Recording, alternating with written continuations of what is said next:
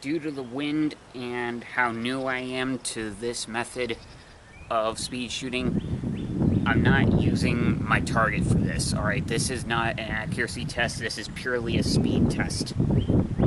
I emphasize a speed test. So, it might go well or it might not. It could be jarring on my fingers like it's been before, but I'm using the first couple digits, or the last couple digits, of my fingers to hold these two arrows while the palm and thumb are doing most of the work holding the bow. And so with the fletching facing downward, as opposed to this, which Leo's Kasai favors, here, when you do it like this, you grab an arrow by the nock this way, pull it back, and shoot. So, just for a speed test, just to see, and again, yeah, not going for accuracy necessarily for this. No time for aiming or anything, just to see how fast I can shoot. That's all. Okay. And yeah, I'll practice on a target later in the video, but yes, so for this is just to see how quickly I can draw and shoot. Alright, let's see what we got here.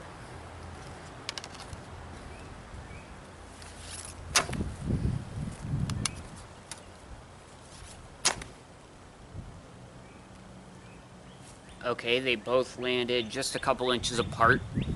Let's see. About 12 yards away. Goal is to be able to do this and still be able to reach full draw in the process. So that's another thing that you need to work on, especially if you're speed shooting with a heavy bow. This one's 25 to 30 pounds. So yeah, still gotta work on that. But practice makes perfect. Just gotta keep on going and practicing the grip. I don't hold the arrows flat against the limb because what tends to happen is that the arrows basically end up slapping my fingers and my hand. There's impact for when you release. So that's why I just use these last couple digits to hold the arrows and use the first phalanx and the palm and thumb to hold the bow. Now the book Arab Archery frowns upon this method because of that, but it seems to work pretty well. So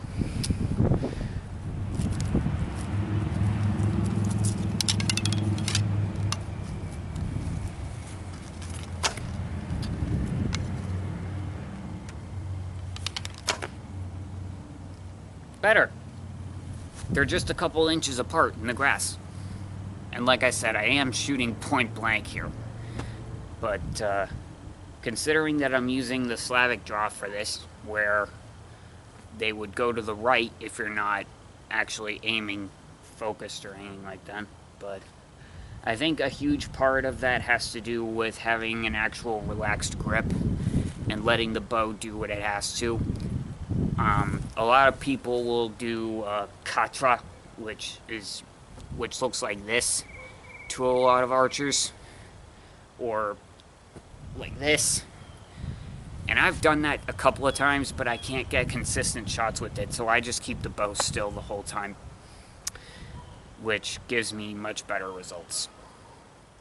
Still keeping a relaxed grip on the bow, if using all four like this is tricky, here's another thing you can do that I've done quite a few times.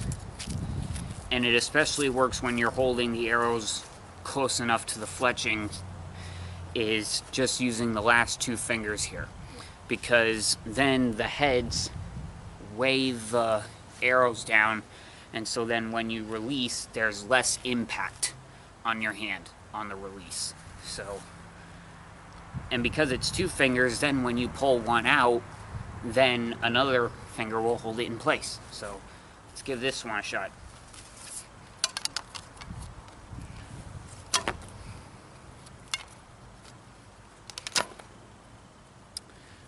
Not the best, but it definitely feels better on my hand. But yeah, the goal, if you want to try using the bow hand, is to hold the arrows in such a way where when you release it, the arrow shafts won't be smacking your hand. Because when you use a heavy bow, that happens. So whenever I used to use the weave method before threading the arrow through here and then pulling this back, I would only use my index finger to hold the arrows down. Because if I used two and then released, then the arrows held under these two fingers, they would be straight down like this, and then on the release they would hit these two fingers really hard. It was just jarring. And so I've been trying to come up with ways to avoid that and still get some good results and get some good speed shooting going along. But of course, speed doesn't mean anything if you're not accurate. So that's why I, as a disclaimer, said that I'm shooting point blank. This is just a speed test, just to see how quickly I can draw and shoot. It's just experimenting. Alright, I'll grab those arrows and then bring my target out. So yes, the less contact with your fingers, the better. And that target there is the kind meant for crossbows, which is why I wasn't doing my speed test against it. Because if you shoot at that at point blank range, the arrow, odds are, is gonna bounce back, and if you're close enough, when it bounces back, it can hit you. So, yeah.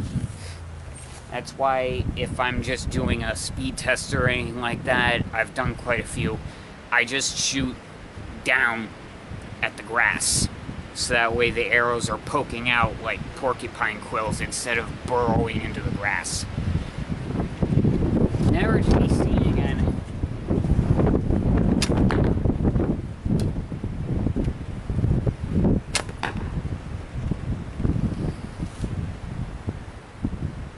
So yeah, I'm not the most accurate, so you might not see bullseyes here, but it's a work in progress.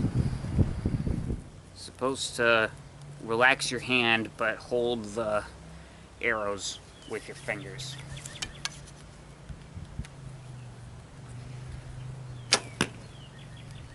That one skidded right off the target, and that one didn't even hit. So yeah, that's a clear demonstration that speed doesn't mean anything without accuracy. I am testing my speed, yes, but in all fairness, I am aiming for the target.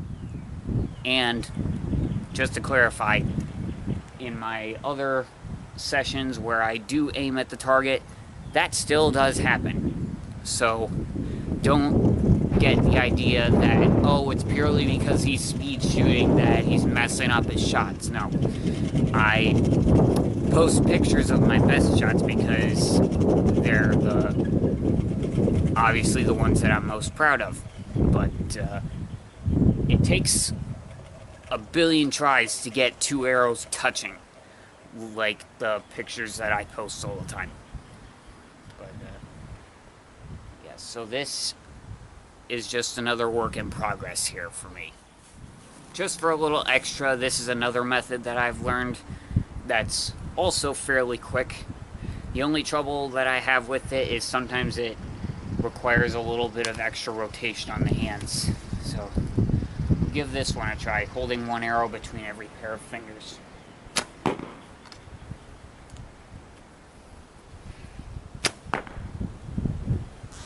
Okay, that second one landed just below the innermost circle. like right below it. The other one just hit the top right corner and it's just dangling there. When I started holding multiple arrows with the Slavic release, I just held all of them between 2 fingers.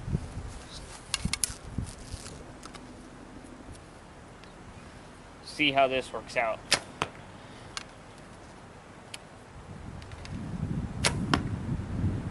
And yes, I am aiming. Just FYI.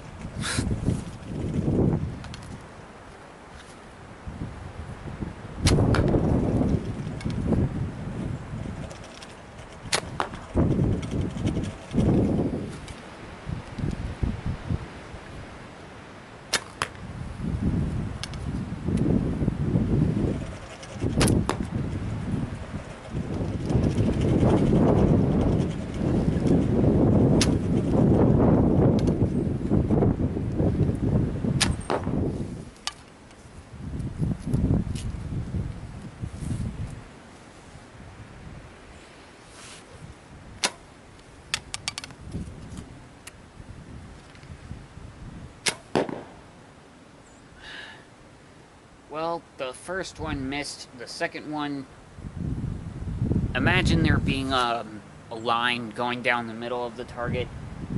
That one dangling there, it's in the middle line, so to say, but it's not in the bullseye. But the fact that it's in that middle line, so to say, at least that means that I'm aiming properly. But I still gotta work on how holding extra arrows between the finger and the thumb can impact the way you release, the way you shoot, and such.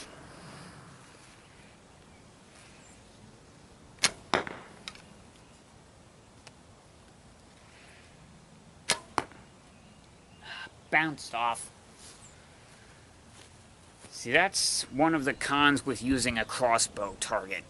But the good news about it is that it's durable, it'll last a lot longer than my previous targets have. If you've seen my other videos on Instagram, etc., then you could see my previous targets being worn out, just puking out foam. So, at least, there's, I don't know if you can see it or not, if it shows up or not, there's a bit of wear and tear on that target, just like on the fletching of those 2 arrows. But, it'll definitely last me longer than my other targets have.